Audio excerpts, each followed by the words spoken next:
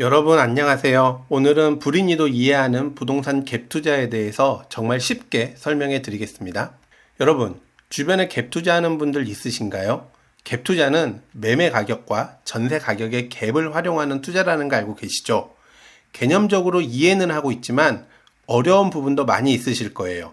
그런 어려움을 해소해 드리고자 오늘 영상을 제작했습니다. 갭 투자에 대해 정말 쉽고 사례 위주로 준비했으니 끝까지 잘 들어주시기 바랍니다.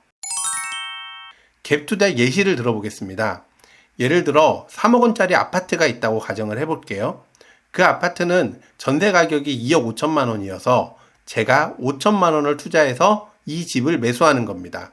나중에 시간이 지나서 부동산 경기가 좋아져가지고 그 아파트 가격이 4억 원이 됐다고 가정을 해볼게요.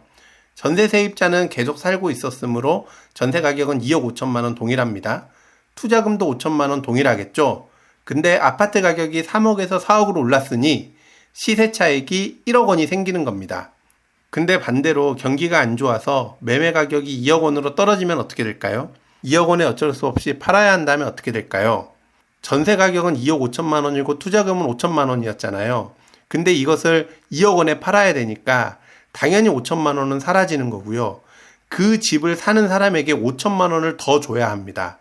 왜냐하면 파는 금액은 2억 원이지만 전세가가 2억 5천만 원에 살고 있기 때문에 5천만 원을 매수자에게 줘야 하는 겁니다. 이게 바로 전세가가 매매가보다 높은 깡통 전세인 겁니다. 근데 꼭 시세 차익만을 바라고 하는 갭 투자 말고 내 집 마련을 위한 갭 투자가 있는 것도 알고 계시나요? 바로 이런 케이스입니다.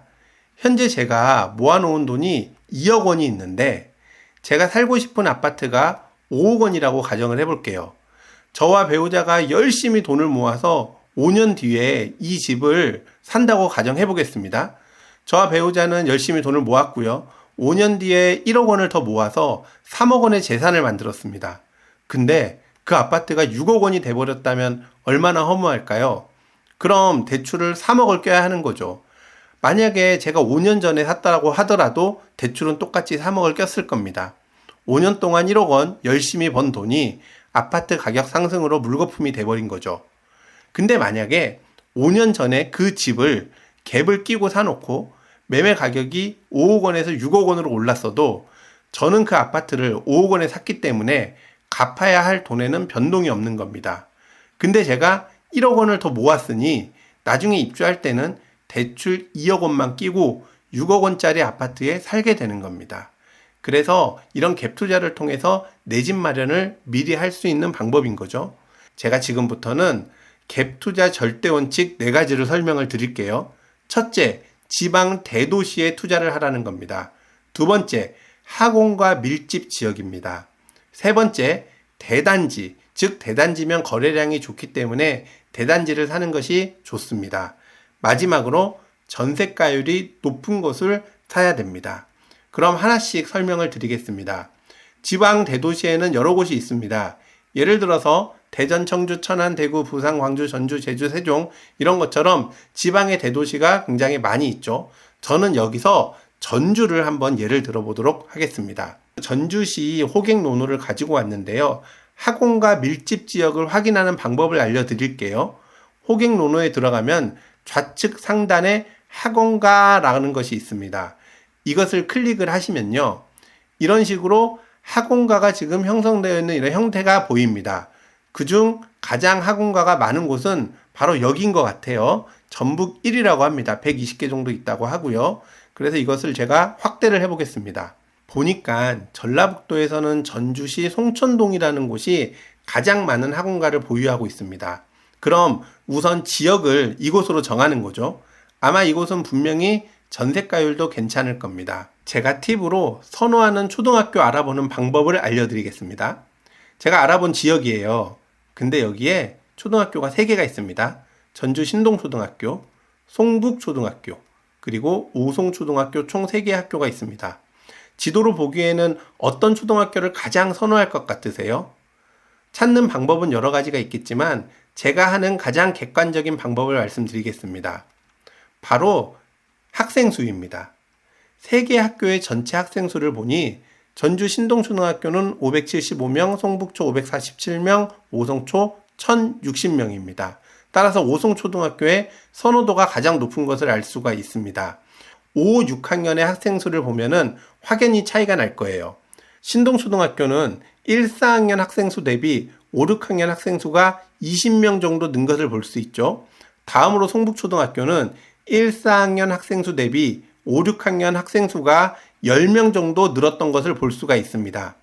다음으로 전주 오송초등학교는 1, 4학년 대비 5, 6학년이 무려 50명 정도로 늘은 것을 다시 한번 볼 수가 있습니다. 세 개 학교 모두 공통적으로 5, 6학년이 느는 모습을 보면은 송천동이 전주에서 학군이 분명히 좋다는 뜻입니다. 즉, 이곳에서는 전주 오송초등학교가 가장 선호하는 학군이구나 라는 것을 생각을 하시면 좋을 것 같습니다. 다음으로 대단지 여부를 파악해 봐야 합니다. 거래량은 단지마다 클릭하면 볼 수 있습니다. 우선 700세대 이상을 필터를 해보니 여기 5개 단지들이 검색이 됩니다. 이 5개 단지들이 3가지 요건을 부합하는 곳입니다.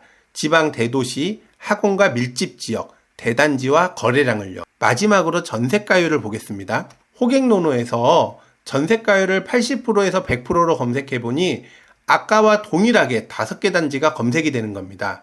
그래서 이 5개 단지를 선정을 하고 부동산에 연락을 해보는 거죠. 그럼 제가 예시로 송촌 뜰한채 아파트를 한번 보도록 하겠습니다. 송촌주공 매매 가격은 대략 1억 5천만 원 정도 되는 것 같고요. 거래량이 정말 어마어마하네요. 전세 가격은 1억 2천만 원 정도 되는 것 같네요. 전세 거래량도 정말 많이 있는 것 같습니다. 이것을 갭 투자로 인용해보면 매매 가격 1억 5천만 원에 전세 가격이 1억 2천만 원이니까 총 투자금, 즉 갭은 3천만 원이 되는 겁니다. 어때요, 여러분? 여러분들이라면 투자를 하시겠습니까? 마지막으로 제가 몇 번의 갭 투자를 하면서 터득한 노하우를 3가지를 전수를 해드리려고 합니다. 첫 번째는 무조건 매매가를 싸게 사야 한다는 겁니다. 아무리 전세가율이 높다고 하더라도 매매 가격이 높아버리면 나중에는 남는 게 없는 겁니다. 예를 한번 들어볼게요. 매매 가격이 1억 5천만 원에 투자금 3천만 원짜리 아파트와 매매 가격 1억 8천만 원에 투자금 2천만 원짜리 아파트가 있다고 가정을 해볼게요. 전세 가격 때문에 차이가 나는 겁니다.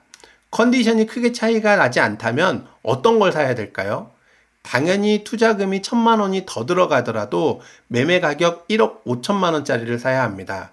왜냐하면 어차피 전세는 2년마다 돌아오기 때문에 집만 잘 꾸며놓으면 나중에 제 전세가를 1억 6천만 원까지 맞출 수가 있게 되는 겁니다.